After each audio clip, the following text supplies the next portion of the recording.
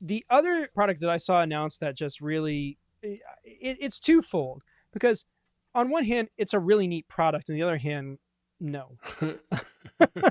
And that announcement was of the new Billie Joe Armstrong signature Les Paul Jr. Right. So he's had a signature Les Paul Jr. for a number of years. I think the last one was, I don't know, it may have been 5 or 6 years ago. And it is literally a Les Paul Jr. with a single P90, and that's it. And a Les Paul Jr., it was designed and built to be the affordable alternative that students can afford, that people... It was the Squire of Les Pauls. Yeah, absolutely. The budget model was stripped down as low as it could go. Yep. And so they make these signature model Les Paul Juniors. The latest one comes in 2 colors, like black and silver flake. Okay. To me, the coolest thing is the guitar case, because they have leopard print velour on the inside, which I thought looked really cool. But that being said, the cost of this Les Paul Jr., this single P90 Les Paul Jr. with dot inlays and no binding, no nothing, $2,200. That feels like too much money, Dan. You know, listen, you can get a Reverend that's fantastic for $1,100. How many Reverends could you get with $2,200? 2 of the kinds that I have. 2. Okay.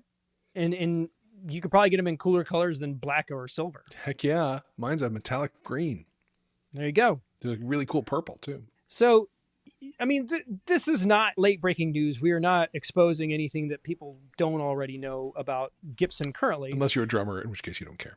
Exactly. But, like, when you can get a Les Paul Classic that has all of these things, including 2 humbuckers, transparent finish, and, like, it looks for $200 more, like, I just don't understand. Yeah.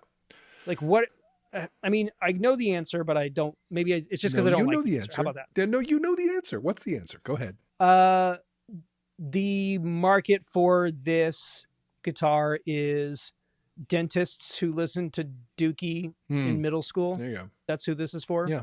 People with more nostalgia and money than sense. Yeah. They made an Epiphone version of this a few years back, and it was $599. And that is a price point where an aspiring guitar player who really likes Green Day's music could save up and get one. And it had his name on it. I mean, it has all this. It's literally, it is a Les Paul Jr. single P90, even has the leopard print case. Okay, but is it a signature? What constitutes a signature? It's got the artist's name. Where does it need to be? On the web truss page. Rod cover? No, on the web page that sells it. Okay, I mean, it is. It is a Epiphone Billie Joe Armstrong signature Les Paul Jr. All right, then it's a signature. All right, good.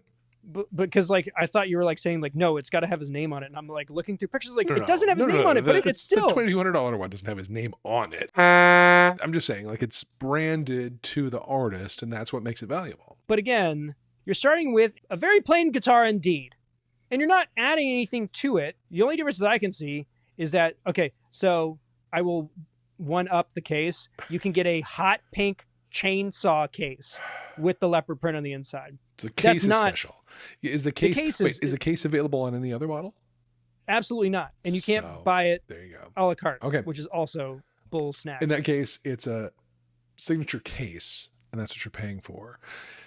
Regardless, what we're dealing with here is late stage capitalism. This is pure name recognition pricing, and certainly not guitar value.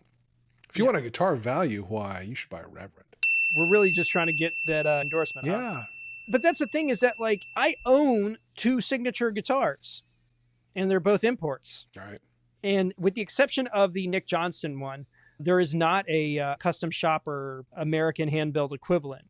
But even then, like, the Nick Johnston import model plays really, really, really good. Sure. The Nick Johnston American-made custom shop one plays, like, on the level of, like, a Soar, because that's inherently what it is. Mm-hmm.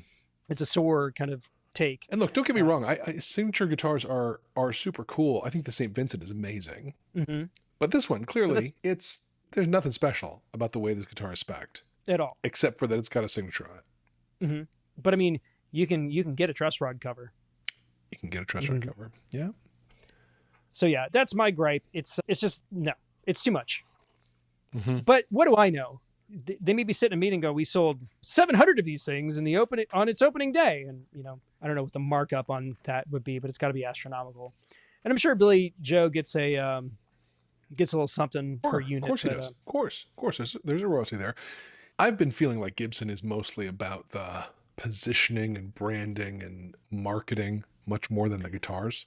They're trying to make themselves into a lifestyle brand. They've got the guy from Levi's as the head dude. Yeah. And I feel like that's what they're trying to do. Right. And they've absolutely fumbled the bag with doing things for the guitar community recently. But I've also seen them do really cool stuff. I think they're making some moves that I think are really neat. I really like all the Gibson TV stuff that they've done. I think the collection show is cool.